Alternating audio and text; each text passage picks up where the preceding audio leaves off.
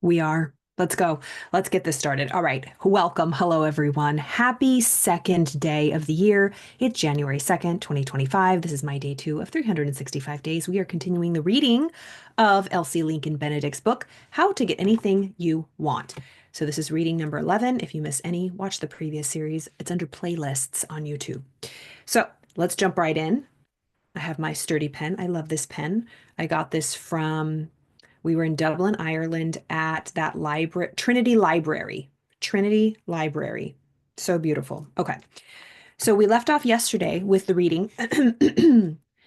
There are the kinds of things that happen to us over and over again. So if you experience certain things that are happening to you over and over again, we have to really take stock of those and take that inventory and realize, why does this keep happening to me? So then she was continuing from this sentence above that these things keep happening to us over and over again. These fall into certain classifications. They consist of certain sorts of things. These will these you will find are always invariably created by certain long continued habitual feelings.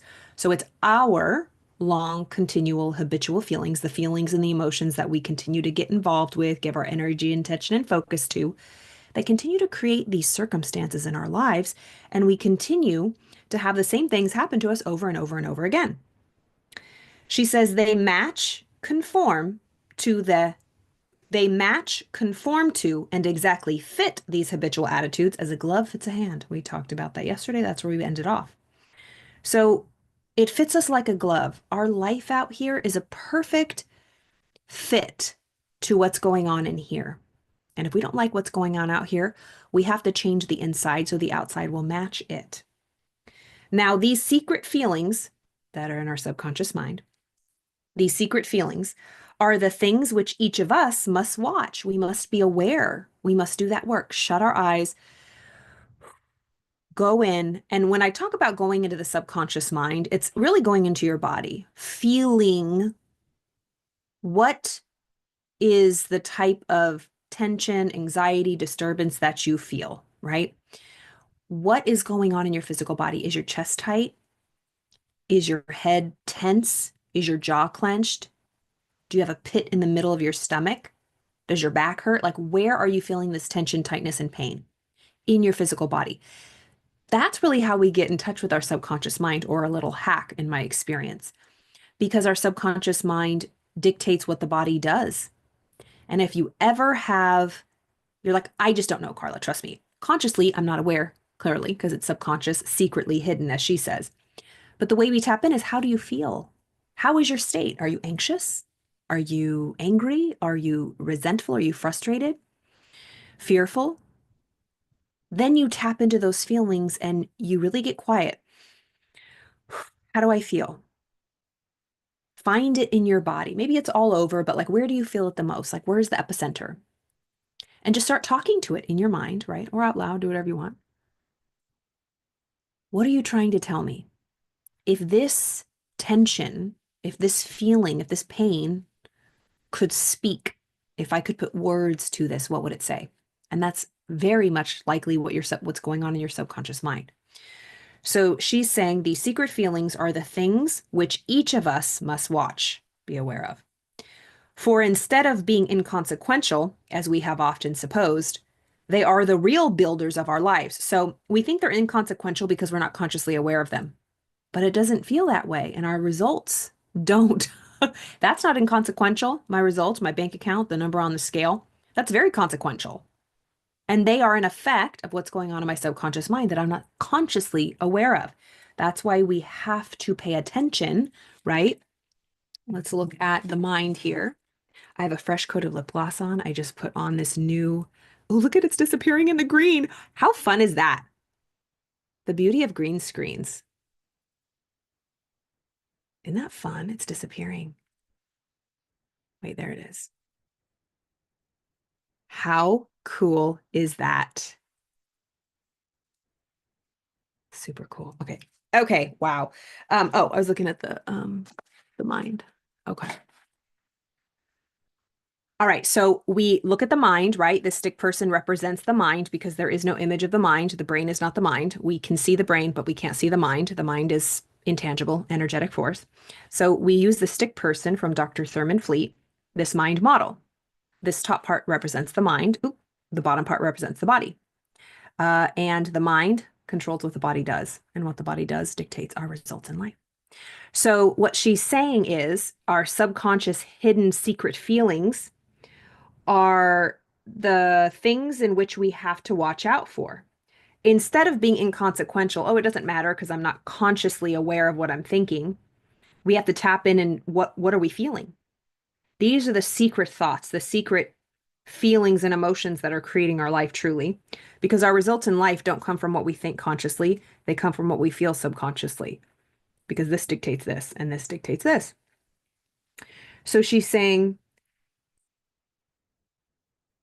for instead of being inconsequential, we think this is inconsequential because it's illogical, by the way. Our subconscious mind is illogical, irrational. This is the logical thinking mind, rational mind. But life does not come from our logical, conscious thinking mind. It's quite irrational. And if you can harness that, it's a good thing. There's a lot of popular talk like be delusional, be delulu, be irrational. Because where does rational get us, to be honest? Like it gets us to conformity, as neural Earl Nightingale says. So what do you truly want? Let your imagination run wild. Be irrational. But we do that unconsciously anyway. The things that we do in life, we sometimes say, I don't know why I do that. I just want to. I feel it, right? Why do you love that person? They treat you terribly. It's irrational. It's not logical. It mostly never is. Okay. Okay. So for instead of being inconsequential, as we have often supposed, they are the real builders of our lives. Our feelings, the feeling is a secret, as Neville Goddard says. As a man thinketh in his heart, so is he. This builds your life. So that's why it's so important. She says to guard them carefully from the light of day is not enough. We must meet and master them, or they will master us. We must meet and master our emotions or regulate our emotions, master our reactions, master our nervous system, regulating our feelings, not popping off and being reactive, but remaining in calm, parasympathetic rest and digest. We had a great call today with a gentleman. His first name was Marcus. I forgot his last name. But he is the owner of Juice Press. He spoke at the Napoleon Hill Business Call, and it was so refreshing to hear him talk about this. Truly, he was saying that the breath is connected to regulating our nervous system, which, of course, in psychotherapy, we talk about a lot. I incorporate that a lot, more somatic, just regulating, calming, right? Tapping, right? When you see me tapping or four square breathing. What stood out to me was we have to do this all day, every day, right? He was talking about meditation, how we should be meditating all day. But what is meditation? It's just a word that confuses a lot of people. So just focus on breathing. We should remain vigilant and always in a state of awareness of our breath. And what stood out to me was, I often say it, when I know I'm anxious, I have shallow breathing or I'm not breathing fully. And then I catch myself. But when we talk about that evolutionary standpoint, when we are in sympathetic nervous system, right? The way I remember sympathetic versus parasympathetic nervous system is this. Ooh, I should read my notes. Let me read my notes. This is green too. Will it disappear? No, this is a different kind of green from the call today. So the way I remember, let me go back first and finish this thought. So our nervous system, right? We can be in sympathetic, which means I remember it like this. Our body's is feeling sorry for us. It's in sympathy. It's trying to help us and protect us. So a sympathetic nervous system means our our brain is having sympathy for us. And I consider that not a very empowering space, right? In a sympathetic fight or flight. There it is, fight or flight. The parasympathetic is the opposite. It's rest and digest. That is when we are cool, calm, collective, and creative. So if parasympathetic is rest and digest, cool, calm, regulated, in a creative state, right? Flow. The opposite is sympathetic, fight or flight, defensive, constricted, right? And we are defensive, right? I consider that victim mode. I'm a victim. I am going to be attacked at any moment. I'm trying to protect myself. And when you are in a state of anxiety and stress and sympathetic nervous system fight or flight, you can't create, just like Maslow's hierarchy of needs, basic needs at the bottom. If those aren't met, like safety, we can't go up to self-actualization, right? Rest and digest is totally free. To be. That's the goal, right? But that's what stood out for me today is when a predator is stalking its prey, its breath gets very quiet and shallow. Also, when prey is trying to avoid a predator, its breath is very quiet and shallow. So when we are in fight, meaning we're fighting for food, we're going to jump on prey and attack and kill it, our breath is very quiet and minimal because we don't want to breathe or move too much. And when we are in flight, meaning we are trying to flee from a predator, in those movies when like a burglar comes in a house and everyone's quiet in the corner, you're barely breathing because you don't want to make a sound because you don't want to be attacked, right? You are the prey at that moment. So fight or flight, you can either be predator or prey, right? You are in attack or defense mode. All of these metaphors work, but your breath is shallow. And I always say in the morning when I'm like doing my makeup and I find myself like in my head thinking and I'm like, God, I'm barely breathing. Or when I'm doing a task and I'm trying to focus, I find myself totally constricted and I'm not breathing fully. So remembering to breathe all day, every day. And when we are in rest and digest, we are breathing fully. Just easy. It's that simple. I love the way he broke it down. Just a real fun guy. Um, real fun guy. Let me pull him up on my phone. He was such a treat. Such a treat. I think I found him on Instagram. Follow, like, and subscribe. Look who popped up. God bless her. There's The Rock. I love him. Oh, his name is Marcus Antebby. Marcus Antebby. That's him. He's standing on his head. He's super cool. And he has a shop called Good Sugar. Good Sugar. It was just a really, really, really great call. But these are my notes. Sorry, Elsie, I'm getting a little off topic. Look at it disappeared. Oh my God. This is like Harry Potter. You know what? I don't even care. It's 2025. Freedom is my word. I'm gonna have fun this year. I have an extra green screen and look, it disappears. I could totally disappear. You guys want to see me disappear? I do this for my nieces and nephews. Isn't that so fun? That is freaking fun. You totally disappear like the invisibility cloak. I wish I had one of those in real life. I hope I'm entertaining. I mean, this is a real show right now. Okay. So he was talking about regulating the nervous system, and it is so apropos, perfect timing, because this Saturday, if you bought the bundle, the Live Your Best Life, Create Your Best Year Yet holiday bundle for the Napoleon Hill Institute, we have a free workshop. Well, not free, it's a part of your bundle. And it's this Saturday, January 4th, and it's all about embodiment of success principles, really how to regulate your nervous system so that you can receive. I do a similar, like a, it's called Release to Receive. I've talked about it many times. It's actually below my video if you're interested. Release to receive, release anything that's no longer serving you, narratives, thought beliefs, patterns, negative thinking, traumas. I'm a licensed psychotherapist, so I can do that.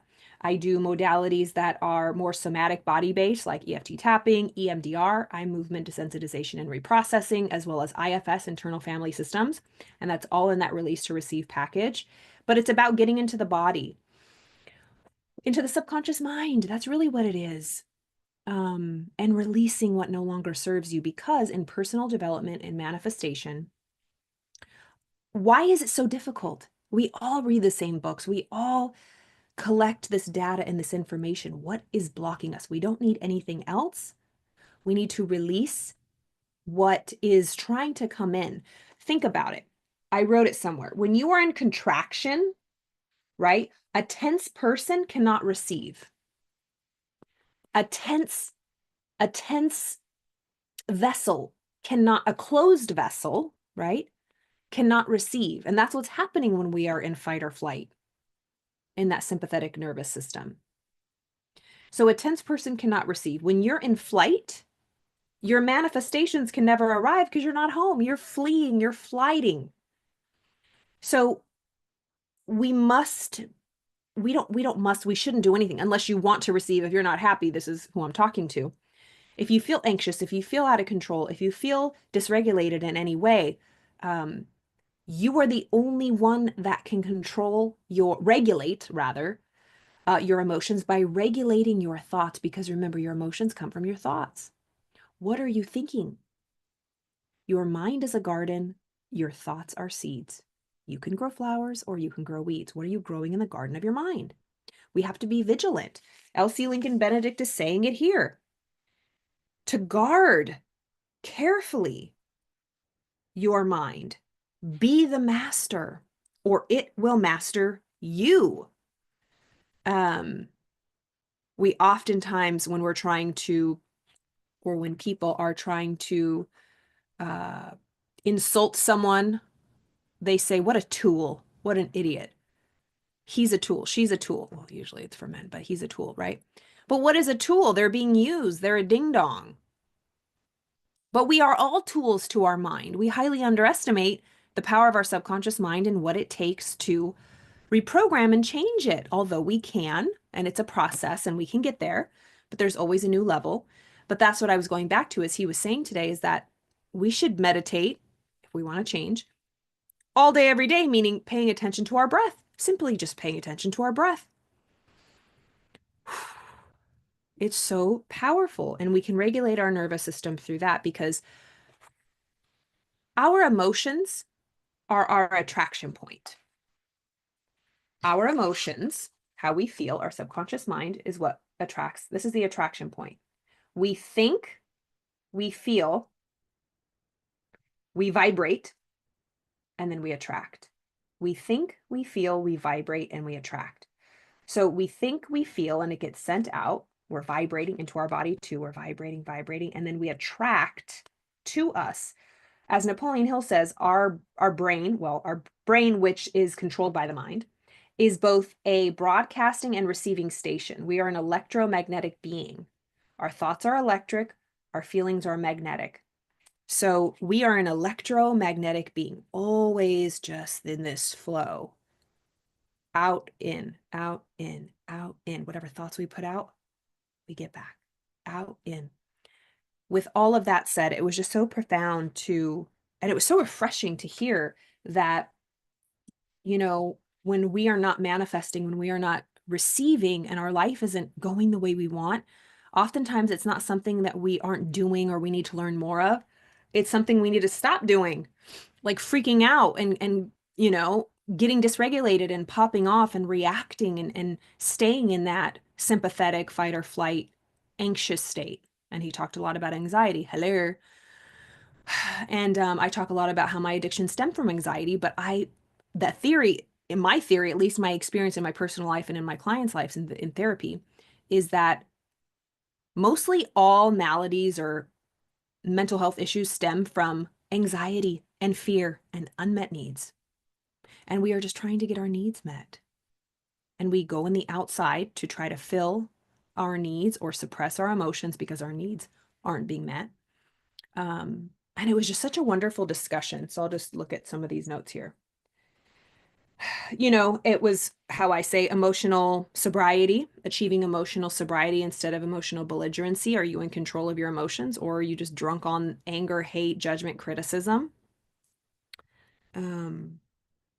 Yeah, regulating yourself.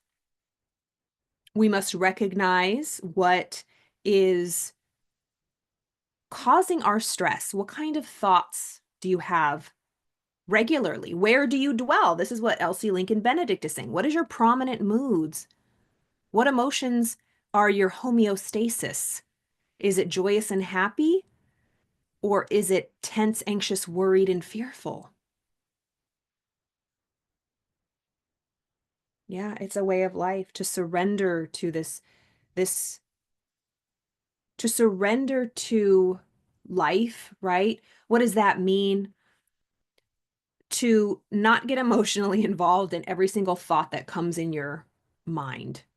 I mean, it can mean so many different things, but yeah, just like again, the law of attraction is a secondary law. We don't really have to work at that.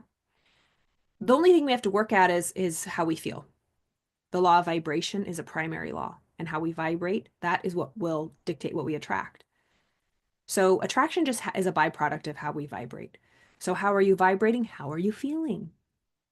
That's why Abraham Hicks says, just feel good for 17 seconds. Imagine your desire and just feel good. Just feel good, whatever it takes. And don't grab the cookie or the Oreo or the drugs or the alcohol, right, to feel good, because that's false. That's synthetic fuel. That's just a fake hit, right, for that dopamine and serotonin hit, which you will bounce back, and that's what a hangover is, right? It's just a very vicious cycle. But what thoughts can you think that will make you feel differently? Just reverse engineer it. If you're not getting the results you want in life, if you're not getting the results you want in life, what are you doing? What actions are you taking that are causing these results? Or what are you not doing that are getting these results? And then let's take a look at your actions or your non-actions. Your behavior, rather. What feelings are driving it? Or lack of feelings?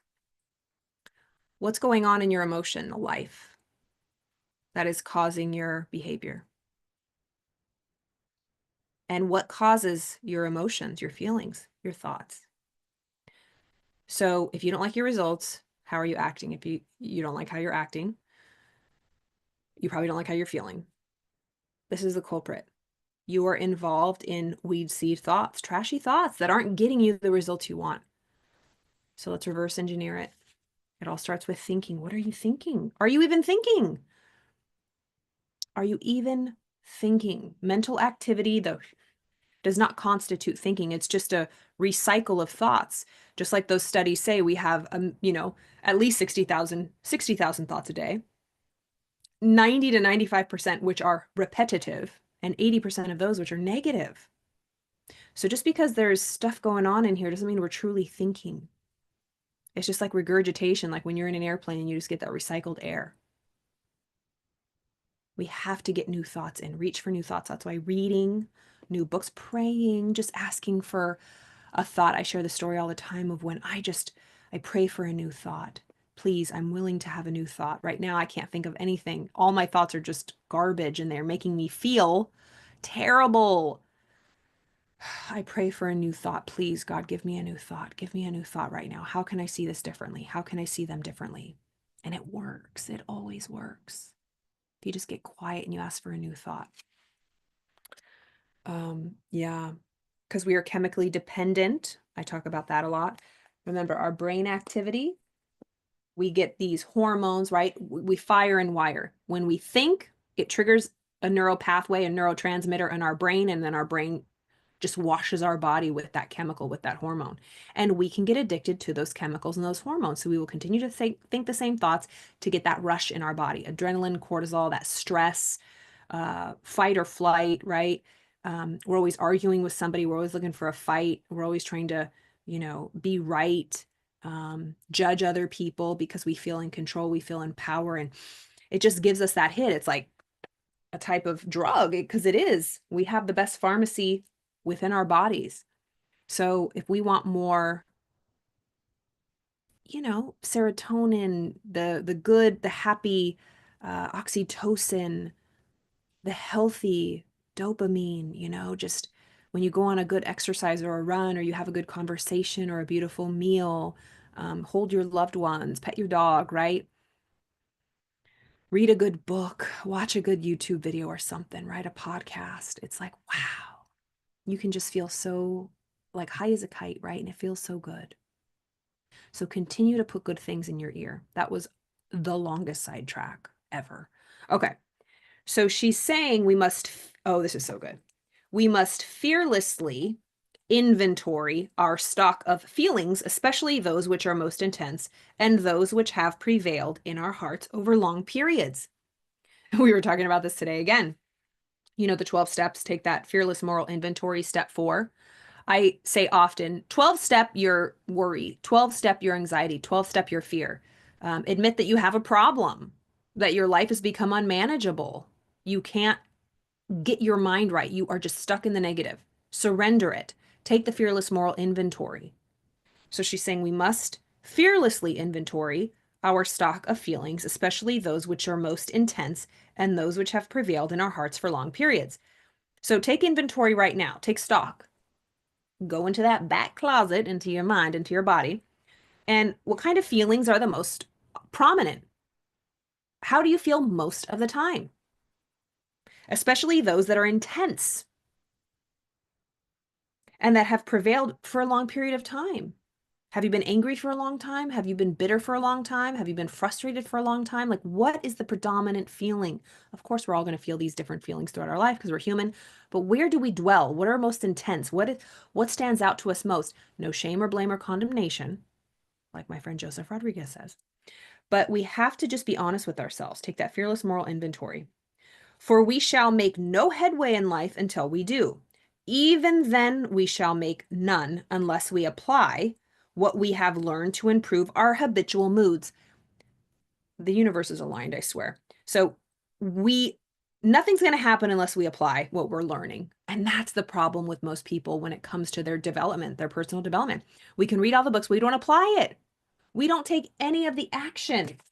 We read, we consciously collect data, but we do not implement, we don't get emotionally involved with it and seriously put it into our subconscious mind to act on it. That's why we don't get results. We just consciously keep it up here because we're emotionally involved in garbage and other things that aren't serving us or that we're addicted to and we're not even aware of. So if we don't apply what we're learning in these new things, we will never be able to change anything. We shall not find the right path by closing our eyes to the facts. So we can't be in denial. Such a course will certainly lead us to further trouble, exactly as it would a chauffeur who drove with his eyes shut. I love her metaphors. Let's read that again. Okay. We must fearlessly inventory our stock of feelings, especially those which are most intense, and those which have prevailed in our hearts over long periods. For we shall make no headway in life until we do. Even then, we shall make none unless we apply what we have learned to improve our habitual moods. We shall not find the right path by closing our eyes to the facts. Such a course will certainly lead us to further trouble, exactly as it would a chauffeur who drove with his eyes shut. Constantly bumps, jars, wobbles, and ultimate disaster would certainly come to him. And this is another problem. We are afraid to admit that we need help or that there's something wrong. We just want things to get better. Beautiful. But what is it that needs to change? And that's okay. We don't dwell there, but we just recognize it, observe it, admit it, and then that's our starting point. I did this video where I was holding like a glove, like whatever. I have a clip. I cannot get rid of this. I cannot release this unless I admit I have it in my hand. You say, Carly, you have a clip in your hand. I say, no, I don't. I want a clip-free life. Well, you have a clip in your hand. No, I don't. No, I don't. No, I don't. Carla, yes, you do. Carla, okay. Okay, fine. Fine, I have a clip in my hand. But I don't want any clips. I want a clip-free life. Okay, you have one in your hand. Okay, great. Okay, now I have it in my hand. Now I can drop it or I can work at letting it go, right? We cannot release or let go something we are unwilling to recognize in our life. When I talked about going through sobriety, I don't even think I was in denial. Like I was so deep in like the unawareness that it was an issue because of program, because of society. Like I wasn't your typical, like what the movies would call like an alcoholic and trash cans, toothless, right? Like all jokes aside, like I held a job. I was successful by any means. I had two glasses of wine at night, you know? It's just like, but I used it maladaptively and it was affecting me. And I knew I had an issue. I was abusing it. In the DSM, they call it alcohol abuse disorder. They don't call it alcoholism because an alcoholic is a self-diagnosed label. Only you would know. And you just have to be honest with yourself. Do you have a dysfunctional relationship with alcohol? Like, do you, when you start, can you not stop? Do you do things that you normally wouldn't do that you feel shame over? Can you not remember things? Do you, make unelegant choices? Do you feel shame? Do you feel regret? Do you feel like garbage in the morning? Like, why do we continue to do things if it's bad for us? Right? It's not logical, just like we said, because our results in life, like drinking or whatever for me, I knew it was not right. But my mind was telling me no, but my body, my body was telling me yes. Like, it's terrible. But we had to get a hold, I had to get a hold of it. I mean, they call it rock bottom, right? And then that's when the change happens. But we're so afraid of rock bottom. And there was just this quote, so good. And it's from Carl Jung, I believe. And it says, there is no coming to consciousness without pain. People will do anything, no matter how absurd, in order to avoid facing their own soul. One does not become enlightened by imagining figures of light, but by making the darkness conscious. So it's like so many ways we have to go into the cave we fear to enter because that has all the treasures you seek.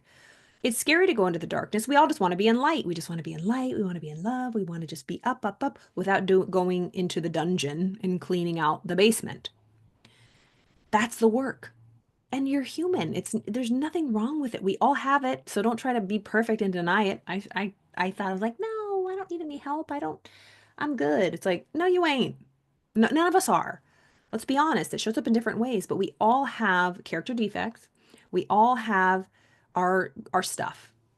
And that's there's a shame around that. We don't want to be seen working on ourselves or like that we have a problem. It's embarrassing. There's shame around it, but it's okay. I will never forget when I was sitting at my desk and I had just gotten sober and I was like, or no, I was because I had got arrested for a DUI when I was like 23, 22, 20 years ago. And thank God nothing bad happened. But I was like, oh my God, I never want anybody to know that. I would just die. Like, what if it gets out into the public or blah, blah, blah. And I was like, I breathed through it and I was like, you know what? This is who I am. This is my story. And I take full responsibility and I'm not afraid of it anymore. Like, that was a dark, like a skeleton in the closet, right? But if you can make peace with all of the skeletons in your closet, all the darkness, all the things that are hiding, go in and take that inventory and make peace with them, you live free. There's light everywhere. There's no dark corners hidden where you feel fearful that they're going to pop out like monsters under your bed, right? From your bed. That's truly what it is to live free. I don't think there's anything in my life that I haven't shared. Like the deepest, darkest. I mean, of course, it's not always for public, right? There's things that, of course, I don't share, but um, because it's private and personal, just like everybody else's is. But if you feel like there's something you've been through, and I do feel like my journey in sobriety has been something that can help other people, that's why I share it. But whatever it looks like to you, whatever your struggles are, some people are embarrassed because they've gone through a breakup or gone through divorce or have lost a job or been fired or went bankrupt. They've gained weight, right? It's like we all have our versions of um, failures according to us, but they're just opportunities to grow. And if we want to change it, we can. To face it, look, yeah, I gained 50 pounds. Look at the number on the scale. Most people don't even want to step on the scale. I've gone into debt. I'm in so bad of debt. I don't even want to look at my bank balances. All my credit cards are maxed out.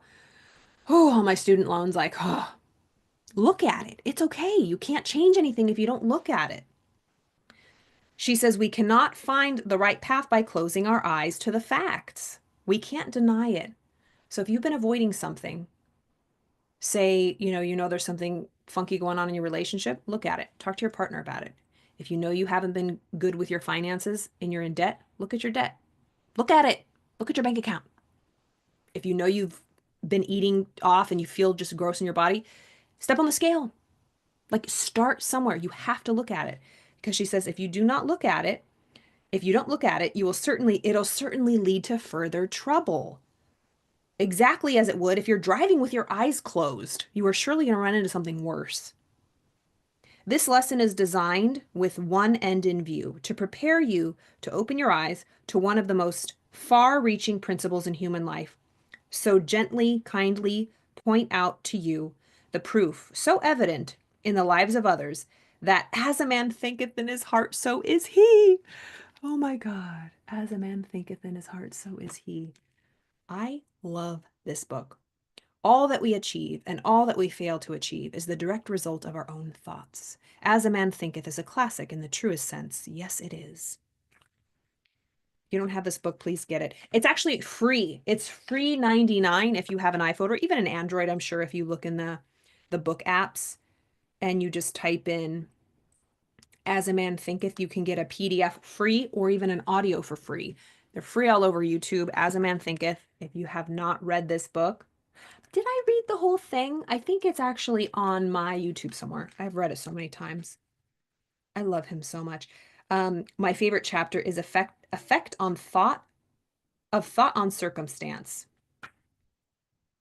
A man's mind may be likened to a garden, which may be intelligently cultivated or allowed to run wild, but whether cultivated or neglected, it must and will bring forth. If no useful seeds are put into it, then abundance of useless weed seeds will fall therein, and will continue to produce their kind. Just as a gardener cultivates his plot, keeping it free from weeds, and growing the flowers and fruits which he requires, so may a man tend to the garden of his mind, weeding out all the wrong, useless, and impure thoughts, and cultivating toward perfection the flowers and fruits of right, useful, and pure thoughts. By pursuing this process, a man sooner or later discovers that he is the master gardener of his soul, the director of his life. He also reveals within himself the laws of thought and understands, with ever increasing accuracy, how the thought forces and mind elements operate in the shaping of his character, circumstances, and destiny. I love that book so much.